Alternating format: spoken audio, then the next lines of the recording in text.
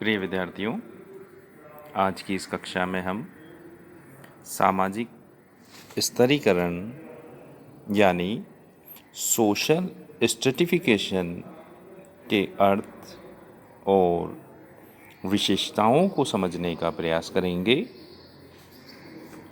इसलिए सर्वप्रथम हम विद्वानों की परिभाषा के अनुसार स्तरीकरण को समझेंगे।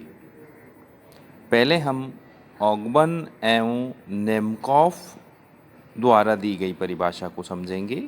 वह कहते हैं कि स्तरीकरण वह प्रक्रिया है जो व्यक्तियों व समूहों को थोड़ी बहुत स्थायी परिस्थितियों की उच्चता व निम्नता के क्रम में श्रेणीबद्ध करता है।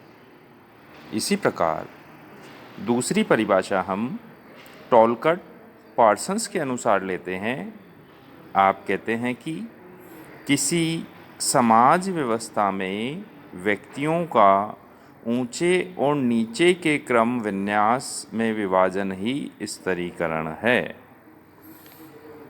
अब इन दोनों परिभाषाओं से अगर हम सारांश निकालना चाहें तो क्या कहना चाहते हैं दोनों विद्वान कि सर्वप्रथम तो ये क्या है, ऊंचे और नीचे का क्रम विन्यास यानी उच्चता और निम्नता में व्यक्तियों को विभाजित करना, समाज में इस आधार पर विभाजन करना।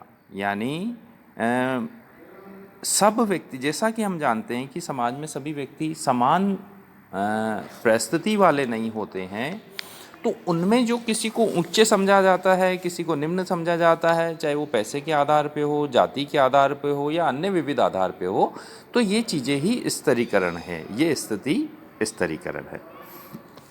अब यदि हम अपने शब्दों में स्तरीकरण को समझना चाहें, सामाजिक स्तरीकरण को समझना चाहें, तो हम कह सकते हैं कि स्तरीकरण वह स्थिति है जिसमें हम समाज में जो व्यक्ति हैं उनको विविध आधारों पर, या जैसे ये आधार हो सकते हैं शिक्षा, पैसा, जाति, धर्म, वर्ग, कोई सा भी आधार हो सकता है।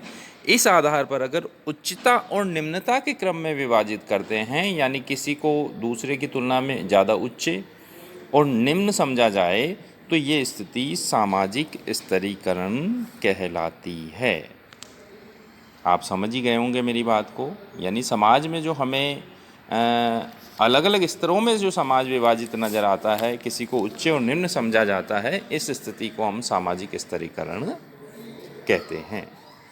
अब हम सामाजिक स्तरीकरण को कुछ विशेषताओं के आधार पर भी समझने का प्रयास करेंगे। सबसे पहली विशेषता है सामाजिक स्तरीकरण की, पहले तो मैं आपको बता दूं कि जिन विशेषताओं को हम समझ रहे हैं वे मेल्विन एम ट्यूमिन नामक समाजशास्त्री ने दी है। उनकी पहली विशेषता है सामाजिकता। वह ये कहते हैं कि स्तरीकरण समाज में पाया जाता है।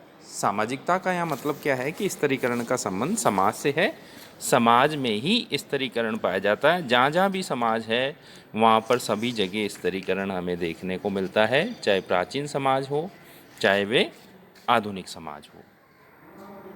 दूसरी विशेषता है स्तरीकरण की सार्वभौमिकता।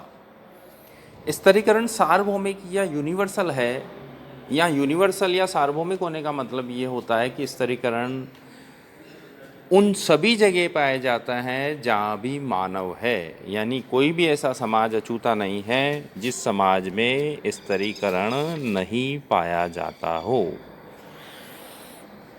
अगली विशेषता ट्यूमिन स्तरीकरण की बताते हैं विभिन्न स्वरूप।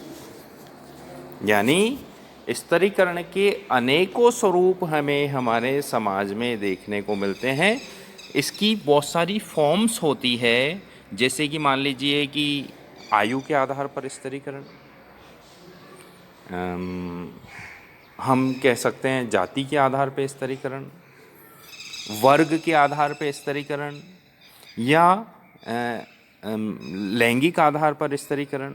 तो इसके विविध तरह के स्वरूप हमें समाज में देखने को मिलते हैं। स्तरीकरण किसी भी आधार पर समाज में हमें देखने को मिल सकता है। अगली और महत्वपूर्ण विशेषता जो ट्यूमिन बताते हैं वह कहते हैं कि स्तरीकरण के सामाजिक परिणाम, ये सामाजिक परिणाम है, सोशल कॉन्सिक्वेंसेस इसके होते हैं, और ये सोशल कॉन्सिक्वेंसेस से उत्पन्न भी होता है और सोशल कॉन्सिक्वेंसेस को उत्पन्न भी करता है। जैसे मान लीजिए कि व्यक्ति जिस स्तर का है, यानी स्तरीकरण में अलग अलग स्तर के व्यक्ति होते हैं, व्यक्ति जिस स्तर का है उस स्तर के आधार पर व्यक्ति के जीवन के अवसर, उसकी जीवन की शैली इत्यादि पाई जाती है। जैसे मान लीजिए आप किसी का रहन सहन, पहनावा, घर बार, कारोबार, उसको देख कर ये अनुमान लगा सकते हैं कि व्यक्ति का स्तर कौन सा है, यानी वे उच्च वर्ग का है, मध्यम वर्ग का है, निम्न वर्ग का है या क्या है।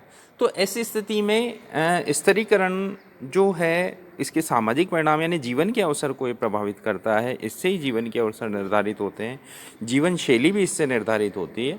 जैसे जीवन के अवसर की बात यदि मैं कहूँ तो मान लीजिए एक मज़दूर है, उस मज़दूर का यदि एक फैक्ट्री में अगर वो मज़दूरी कर रहा है, मान लीजिए उसकी फैक्ट्री में से उसकी मज़दूरी, उस फैक्ट्री बंद हो जाती है, तो वो क्या करेगा, वो किसी दूसरी फैक्ट्री में मजदूरी कर लेगा, या मान लीजिए कोई छोटा मोटा अपना रोज़गार, चाय की दुकान, नाश्ते की दुकान खोल सकता है। मगर हम ये कल्पना नहीं कर सकते कि वो कोई लाखों का बिजनेस अपना शुरू कर देगा, ऐसा सामान्यतः लगभग असंभव हो जाता है।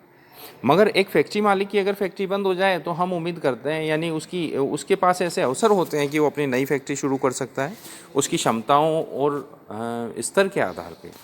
तो सामाजिक स्तर